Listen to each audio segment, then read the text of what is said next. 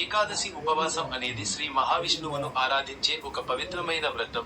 దీనిలో భక్తులు అన్నం లేదా నీరు లేకుండా ఉపవాసం ఉంటారు. ఈ ఉపవాసం శరీరం మరియు మనస్సును శుద్ధి చేస్తుంది, ఆధ్యాత్మికతను పెంచుతుంది. ఉపవాసాన్ని ఏకాదశి రోజున ఉదయం ప్రారంభించి, ద్వాదశి రోజు సూర్యోదయం తర్వాత విరమిస్తారు. ఏకాదశి ఉపవాసం యొక్క ముఖ్య నియమాలు. 1. ఉపవాసం. ఏకాదశి తిథి నాడు పూర్తిగా ఉపవాసం ఉండటం ఈ వ్రతంలో ముఖ్యమైన భాగం. 2. ఆహారం. బియ్యం మరియు ధాన్యం పదార్థాలు తినడం పూర్తిగా నిషేధించబడింది. 3. నీరు. నీరు తాగకుండా ఉపవాసం ఉండటం నిర్జల ఏకాదశి వంటి కొన్ని ఉపవాసాలలో ఉంటుంది. అయితే సాధారణంగా ఏకాదశి ఉపవాసంలో నీటిని తీసుకోవచ్చు. నిర్జల ఏకాదశి ఉపవాసంలో నీరు త్రాగడం కూడా నిషేధం. 4. ఆచారాలు.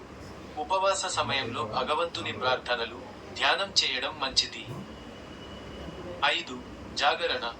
కొందరు రాత్రంతా జాగరణ చేసి ఆలయాలను సందర్శిస్తారు. ఇంకా 6. ఉపవాస విరమణ. ఏకాదశి ఉపవాసాన్ని మరుసటి రోజు ద్వాదశి నాడు సూర్యోదయం తర్వాత విరమించాలి. ఏకాదశి ఉపవాసం యొక్క ప్రాముఖ్యత. 1. ఆధ్యాత్మిక ప్రయోజనం.